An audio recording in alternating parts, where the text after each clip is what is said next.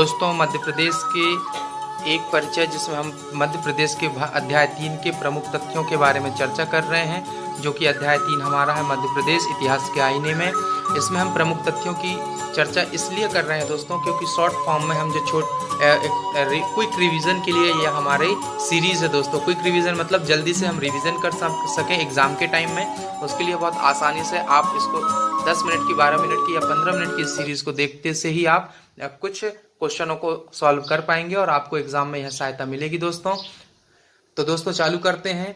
अप्पा साहिब ने अरबी सैनिकों की सहायता से मुल्ताई बैतूल के समीप अंग्रेजों से युद्ध किया था। किसने किया था दोस्तों? अप्पा साहिब ने, किंतु वे पराजित हो गए थे। इस समय मुखिया दिल्लन शाह तथा हीरापुर के किरेन शाह ने अंग्रेजों के विरुद्ध 1842 ईस्वी में विद्रोह किया था। नरसिंहपुर में जमींदार ढिल्लन शाह ने भी अंग्रेजों के विरुद्ध विद्रोह किया था। 14 जून 1857 ईस्वी को ग्वालियर के निकट मुरार छावनी में सैनिक विद्रोह हुआ और रानी दुर्गावती के वंशज शंकर शाह और उनके पुत्र गढ़ामंडला में स्वतंत्रता पूर्वक तलवार उठाई थी। 20 जून 1857 ईस्वी को शिवपुरी में विद्रोह भड़क उठा। परिणामतः अंग्रेज उत्तराधिकारियों को गुना भागना पड़ा। महू में 1 जुलाई 1857 ईस्वी को सैनिकों ने विद्रोह कर दिया और विद्रोह के इस समय में दिल्ली के शहजादा हुमायूं ने मंदसौर जाकर बलायती, मेवाती तथा सिंधिया सेना के कुछ सैनिकों की सहायता से एक स्वतंत्र राज्य की स्थापना कर ली एवं फिरोज शाह के नाम से मंदसौर का राजा बन गया। आगे देखें दोस्तों, इसमें 1857 के विद्रोह के नायक Tatya Tope sir Colin Campbell द्वारा 6 दिसंबर 1857 को पराजित कर दिए गए।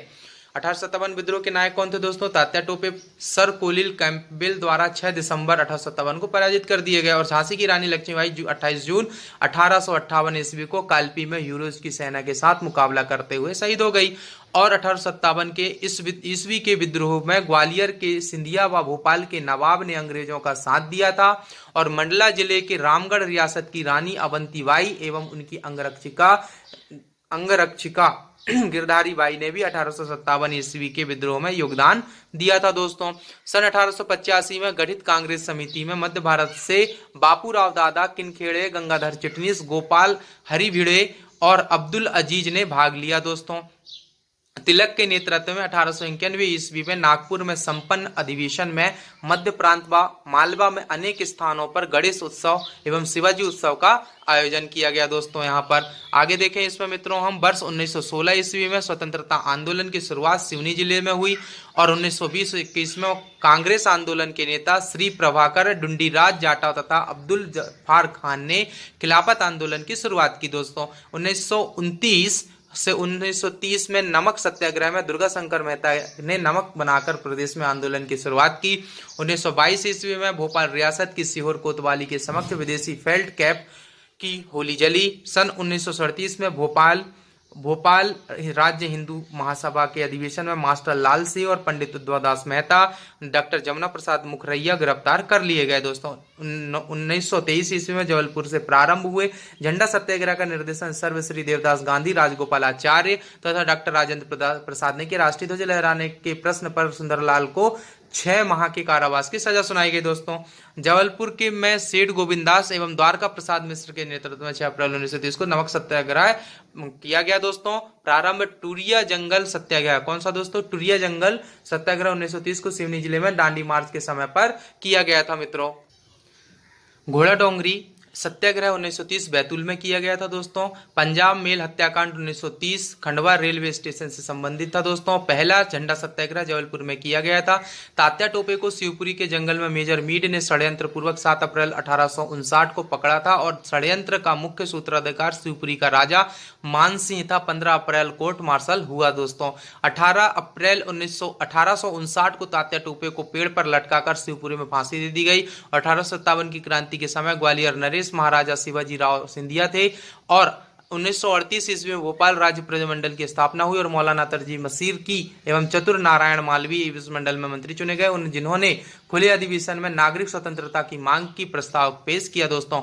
1939 ईस्वी में द्वितीय विश्व युद्ध शुरू होने के बाद गांधी जी ने जबलपुर से ही अवज्ञा आंदोलन की शुरुआत कर दी दोस्तों। आगे देखें मित्रों, यहाँ पे हम रतलाम में राष्ट्रीय आंदोलन का सूत्रपात स्वामी ज्ञानानंद की प्रेरणा से आरंभ हुआ और 1931 ईस्वी में एक सेवा दल की स्थापना की गई। वह वर्ष 1935 ईस्वी में प्रजा परिषद की स्थापना की गई, जिसने किसानों के और मजदूरों को संगठित करने का प्रयास किया। 1923 ईस्वी में झाबुआ में प्रजामंडल के निर्देशन में शराबबंदी, अछूतोद्वार, विदेशी वस्तुओं का बहिष्कार जैसे आंदोलन किए गए। 1942 ईस्वी में मंडलेश्वर के क्रांतिकारी बंदियों द्वारा किया गया विद्रोह प्रदेश की स्वाधीनता के इतिहास में महत्वपूर्ण स्थान रखता है दोस्तों।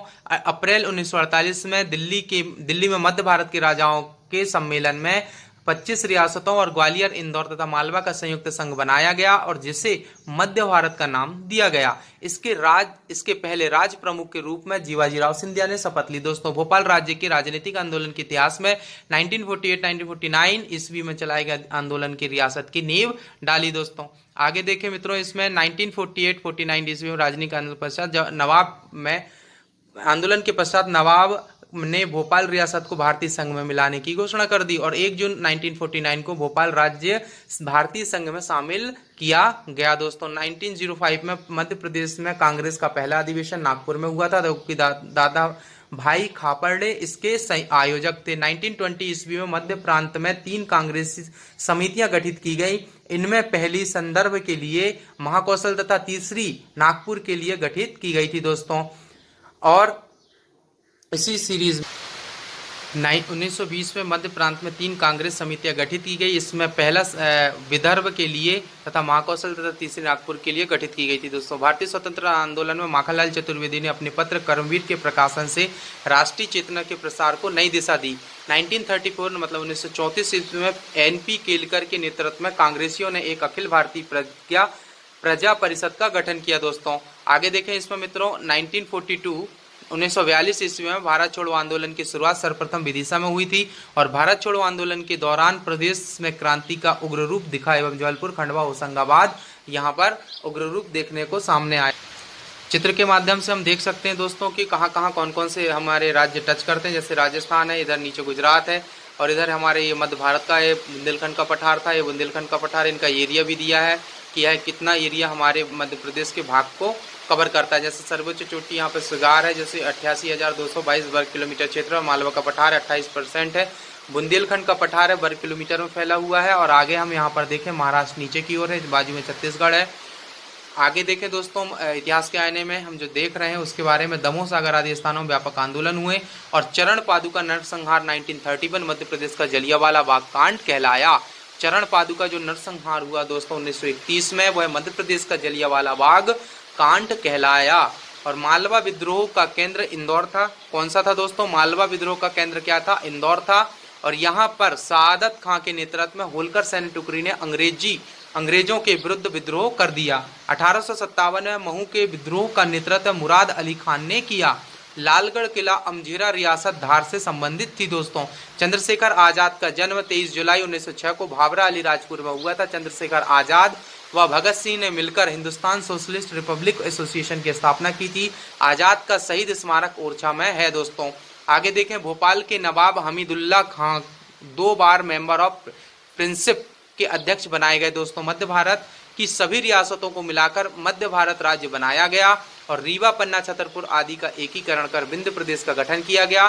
भोपाल भी एक राज्य घोषित किया गया। भोपाल को भी एक राज्य घोषित कर दिया गया दोस्तों। 1948 मतलब 1948 में राष्ट्र एवं जनहित को देखते हुए सभी प्रदेशों की सभी रियासतें भारत में विलीन हो गईं। राज्य पुनर्गठन आयोग की सिफारिश पर 1 नवंबर 1956 ईस्वी को मध्य प्रदेश राज्य के निर्माण हुआ और महेश्वर के है राजा सहसार्जुन ने रावण को हराया था। महेश्वर के है राजा सहसार्जुन ने रावण को हराया तथा सहसार्जुन की हत्या परशुराम ने की। और खरगोन के राजराजेश्वर मंदिर में शंकराचार्य व मंडल मिश्र का शास्त्रार्थ हुआ, जिसमें महेश्वर जगह में हुआ। ऊन में परमार कालीन शिव मंदिर है और पेशवा बाजीराव की समाधि रावरखेड़ी खरगोन में है दोस्तों। वन सर्वेक्षण रिपोर्ट 2011 के अनुसार दोस्तों हम देखें, सर्वाधिक वन कवर करने वाला राज्य जो है दोस्तों हमारा 77,700 वर्ग किलोमीटर अरुणाचल प्रदेश और छत्तीसगढ़ है दोस्तों। ये सर्वाधिक वन को कवर करते हैं। मध्य प्रदेश में अत्यंत सघन वन है, जो कि कम सघन वन और विरल सघन। अत्यंत सघन वन देखें दोस्तों कि 6,640 स्क्वायर किलोमीटर है। कम सघन वन है जो कि 34,986 स्क्वायर किलोमीटर है। विरल वन जो है कि 36,074 स्क्वायर किलोमीटर है। बांस यहाँ पे दोस्तों 13,059 किलोमीटर स्क्वायर किलोमीटर क्षेत्र में बांस है। सर्वाधिक बांस अरुणाचल प्रदेश में और दूसरा कौन सा है दोस्तों, मध्य प्रदेश में। 2011 की जनगणना के अनुसार बांस की सर्वाधिक गठान है 1819 मिलियन मध्य प्रदेश में है। 1819 मिलियन गठाने हैं दोस्तों, जो कि कहाँ पे है, मध्य प्रदेश में है दोस्तों सर्वाधिक। मध्य प्रदेश में भूमि उपयोग 2012-2013 में कैसी थी, कुल भूमि उपयोग कितनी थी दोस्तों, 30,557 हेक्टेयर है। उपयोगी भूमि में जंगल 8,692 हेक्टेयर है।